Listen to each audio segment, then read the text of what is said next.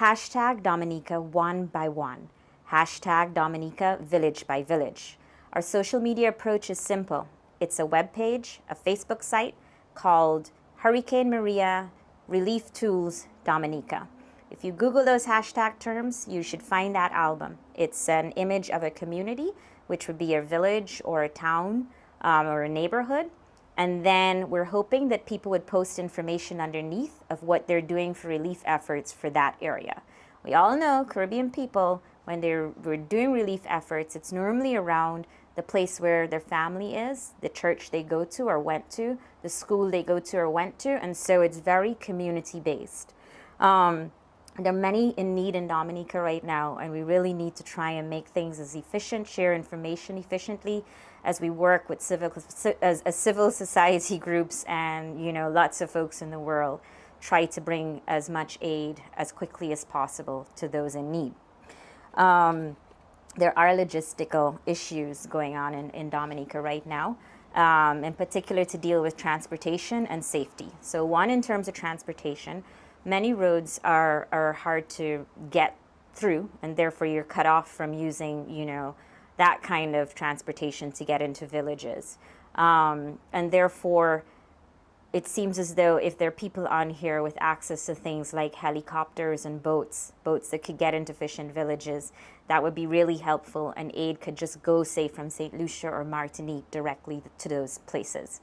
There are security concerns, and since Wednesday we've heard that many companies and organizations have boats ready to leave from St. Lucia into Dominica, but there's fear that when they get there, they're being attacked as they try to take aid into places. As they walk the aid into places, people are coming and taking stuff away.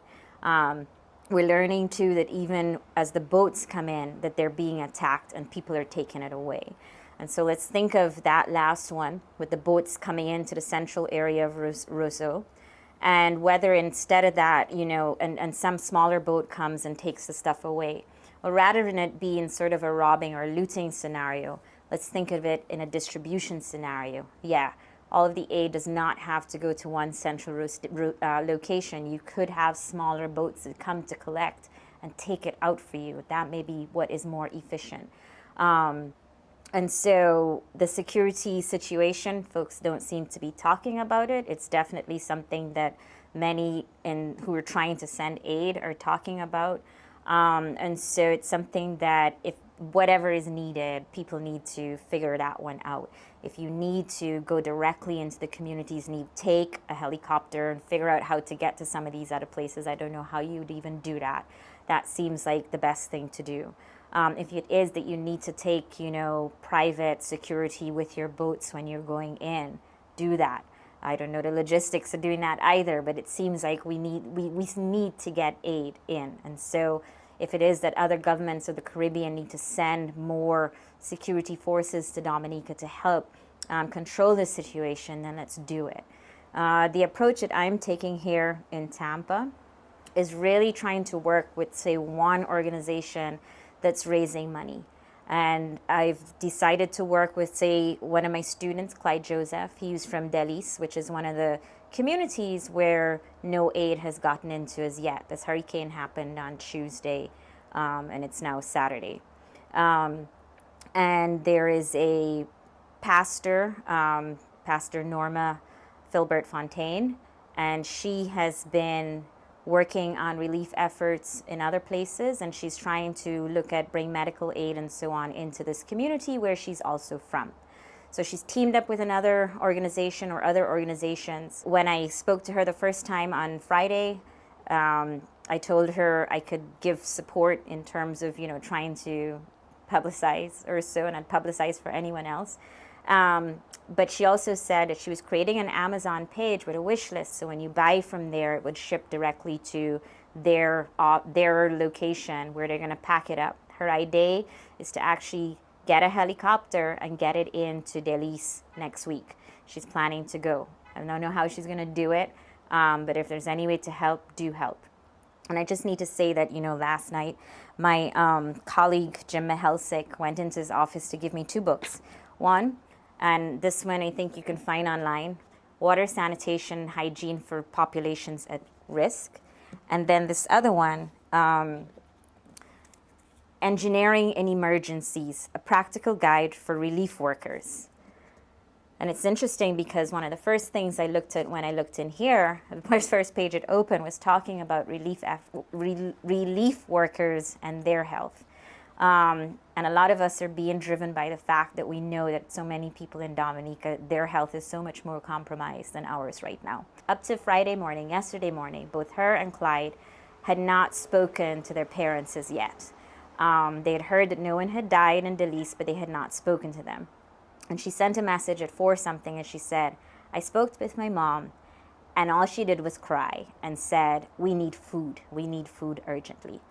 So the situation is desperate. And civil society and our friends and folks in the Caribbean is not a poor place.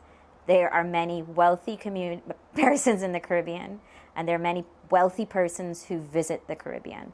There are many Caribbean people who have connections, who know who has a helicopter or how to get one, who know who has a boat or how to get one. This is a serious situation, and we need to treat it so. In Dominica, in Delice, I know that they have springs. I know they have 4 or 6 springs, I think, that they normally use for drinking water.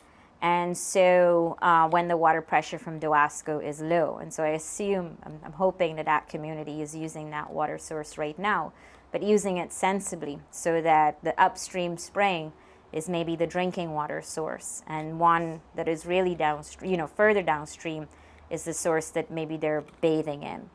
And so for somewhere like Delice, what might be important is not sending in cases upon cases of bottled water if those springs are working, but maybe it's sending in, tablets that would disinfect the water and at least make it safer to drink.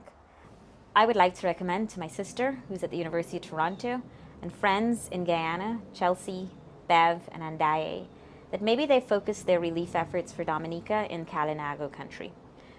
Guyana and Dominica have indigenous populations, and this makes that connection quite unique.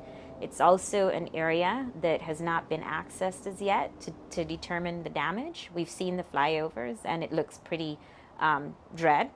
And so hopefully they will bring some relief or help to coordinate some activities in that community. I'll try and keep updating on stuff as I hear it.